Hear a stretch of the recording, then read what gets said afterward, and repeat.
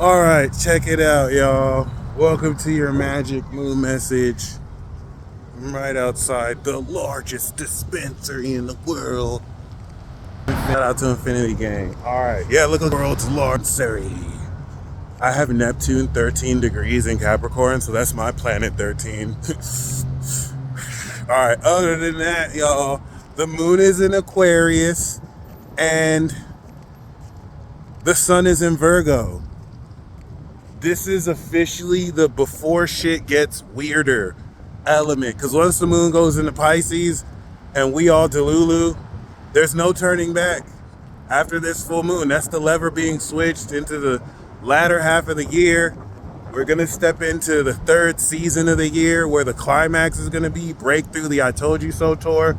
So this is going to help you integrate the knowledge of how fucked you're about to be. I mean, the knowledge of how cooked we all are. I mean, the knowledge of how you're integrating new behavioral patterns.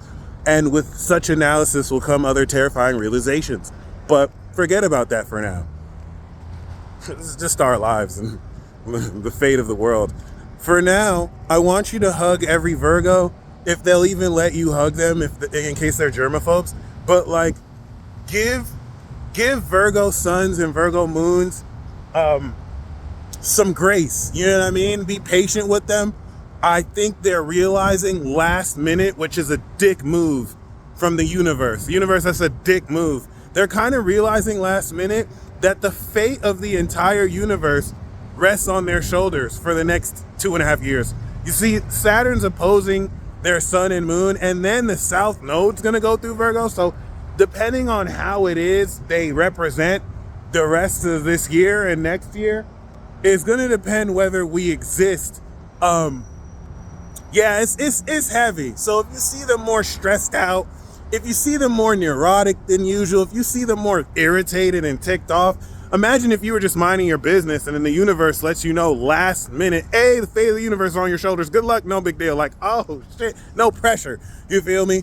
And like coming into this, you were already stressed because you were looking at the collective. And Virgo realized that the collective is cooked. Now to be told, oh, by the way, that's your responsibility. Good luck. You have less than a year and a half. They might be very stressed. So just if they're taking their stress out on you, just don't worry. Just be like, I'm here for you. All right. I had to say that. I know that sounds stupid. I'm about to sound stupider. So with that being said, we have crossed the threshold of Pluto. It's going to retrograde, or it's going to go direct into Aquarius like in November, right? Late October, November during Scorpio season. So now that it's crossed this threshold and we've reawakened the peak of power at 29 degrees Capricorn, this entrance into Aquarius is off of a Pluto moon activation. This is where we want to bring in the knowledge of cycles into quite literally, seriously. All right. So relative to that, right?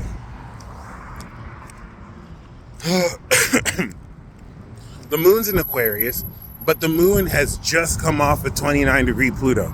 So it's a supernatural soul awakening that coinciding with its entrance into Aquarius, you're coming into supernatural knowledge. You are understanding moon, supernatural knowledge, Aquarius. But it happened after Pluto, so now this is an awakening understanding of knowledge. That now what are we doing with this awakening understanding? We're integrating our new behavioral patterns with it. And that's why I'm saying this is the period before shit gets weird and very strange. By the full moon after this, the totality of everything you believe around how you live your life and how you should live your life is changing forever. And it's going to move it into a new direction that we're going to take it. Cardinal, Libra, I Told You So tour, part 2, boom, elections, he's going to win or not. Should he make it to be a lot of pandemonium before shit gets weird? Like this is what I'm trying to tell you. So it's a great place to review, kind of understand the knowledge you're going to be integrating. Mind you, beforehand, the moon in Sagittarius enabled you to see how it is you're integrating these habits.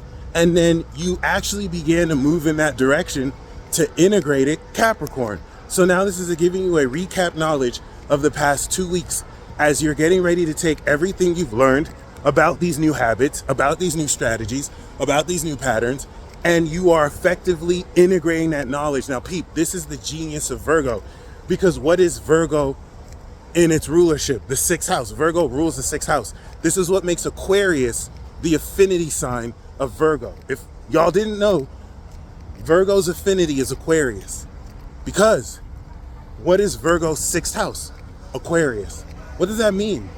Virgo risings, Virgo suns, Virgo moons have this very supernatural and advanced quality to live very genius lifestyles. Their behavior is very genius in nature, in that they integrate higher collective knowledge in order to make advanced how it is they live their lifestyle. This is why they're the master, right? And so you're gonna borrow into that by, through this angle, after awakening Pluto, integrating a supernatural awakening of freaking power that's going to supercharge how specifically you're getting ready to master these new techniques. Now, I always bring the finger story. This was the point in my journey where I was right before the point of mastering how to finger. And it's not like I didn't know how to finger before. Finger as in like you shake someone's hand with your finger and you're like, that's what fingering means. You know, for any kids watching, you take someone else's finger and you like finger, it's like a high five, but you're doing a finger five. It's like you interlock fingers together like this. You feel me? You feel me?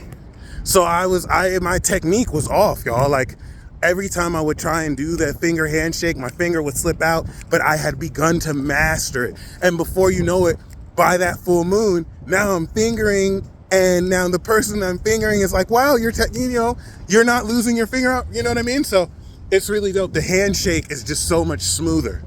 You feel me? Oh my God, that's crazy. I've never seen this checkpoint before. I wonder why there's a checkpoint. That's interesting. So, with that being said, you know what I mean? You're on the cusp of mastery. All right? That's what I mean. You just have to take your finger and someone else's finger, and it's like a handshake. But sometimes my technique was off. Anyway, other than that, what's really significant about this is the nature with which you're getting ready not only to integrate all this, but the moon is going to square Uranus and Taurus. And in squaring this, it is putting in check and completing the natural innovation and quality of your value, and how your innate value, unconventional as ever, game-changing, innovating old traditions, is a philosophical quality in that Taurus is ninth house to the Virgo that you're also integrating. It means that the way you are forming these habits with the influence of Uranus in Taurus is making more unconventional the nature of these new habits that are being formed.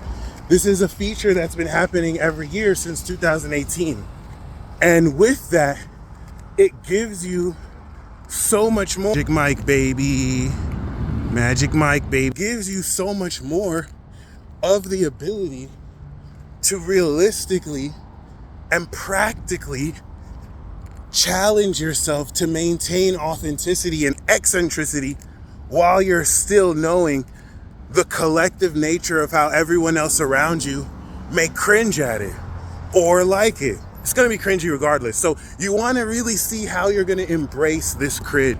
I was born to cringe. I was born to make other people cringe. So it's easy for me to accept this. When I know other people are cringing, it's an honor. It's like I got to help you facilitate cringe in your life. So it's not anything that's ever inhibited me that much, but you might find that this is very intense for you. Maybe the cringe levels and cringe factor is more than you can handle. And this is going to really help you accept that and integrate it so much more. Like, look at me, fam. Look at me, fam. I'm walking with like basketball shorts, sliders. Look at my toes. I'm sweating. I'm on the strip. Like, I could care less. Like, I've mastered my cringe. But regardless, By the way, once it's Libra season, I won't get caught slipping. The fashion police comes out Libra season, but I can make these risks in Virgo season, even though Venus is in Libra, shaking her head. So with that being said, this allows you amazing ability with Jupiter and Gemini to now apply this integrative and awakening knowledge to the expansion of your mindset, to this expanding vocabulary, to this expanding perspective that's definitely going to strengthen what you will be knowing and receiving. Remember, this knowledge you're understanding is relative to how you're living your life. And allow fodder and just like useless waste of space to project whatever they want to project on you. I'm being condescending and somewhat negative just to kind of reflect the sentiment, but for nothing to ever be that serious that you're like wasting time and actual blood cells and energy, trying to get the last word or feel justified in defending yourself. It's nothing that should even concern you. It's all meant literally to just distract you. So ask yourself if you want to be distracted at this very vital, pivotal moment where you're integrating everything you have learned since April. That's the most important part of this. When we now look at this cyclically, this isn't just the end of a Virgo cycle. We have started a new moon in Aries, a new moon in Taurus, a new moon in Gemini, a new moon in Cancer, a new moon in Leo, and that new moon in Virgo is the last set of 6 for the cycle. We have to wait until next year just to start this cycle again. Over the next 6 months, it's just going to fulfill that first 6. So this is having you really put together everything you have set up for months now. And you really want to review before shit gets super weird. Like, shit's about to get so fucking crazy. But like, before then, and it's already weird now, but like, it's cool. So don't waste this period lamenting on things you've gotten wrong. You can focus on how good things could have gone, and you instead can just take what you've learned and prepare to master it. Because let me tell you something. You're getting ready to now harvest the mastery of this to the point that over the next 6 months, everything you've lost within the last 6 weeks, you're gonna make back in 2 weeks. Everything you've lost within the past 6 months, you're gonna make back in 3 months. And this is through consistency in the commitment of sticking to your plan and mastering that plan. Don't take my word for it. That's all you gotta do. You're gonna see it come through. Very accordingly. All right, so with that being said, I think a whole host of how much of this is gonna play out will accordingly shift as we kind of step into the next part or half of this cycle. But you can look forward to amazing serendipities as confirmation that you haven't just been sitting around on a planet that's revolving.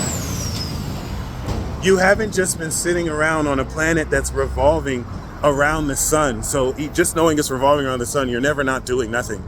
You've been learning, you've been growing, you've been being, you've been experiencing. And it's time to put all that together. This is where there's no right or wrong way to do this.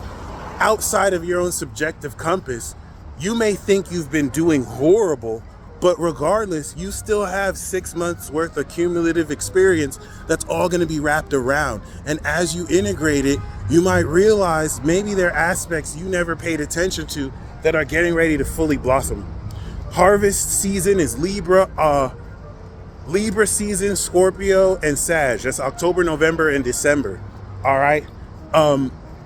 Astrology is a language, so I can say the exact same thing as other people are saying, but once I use Virgo and trine and this, biases and prejudices will come up, not realizing we're saying the same thing. But I don't waste myself with second floor level fodder and bottom feeders who would rather just play contrarian than open their fucking mind and learn something new. I just demonstrate the truth. And the mastery of this behavior is going to allow you to do more demonstration, so you're not stuck and busy arguing with people you should not be wasting your time with. You guys stay blessed as always. I'll catch you on the full moon, and until next time.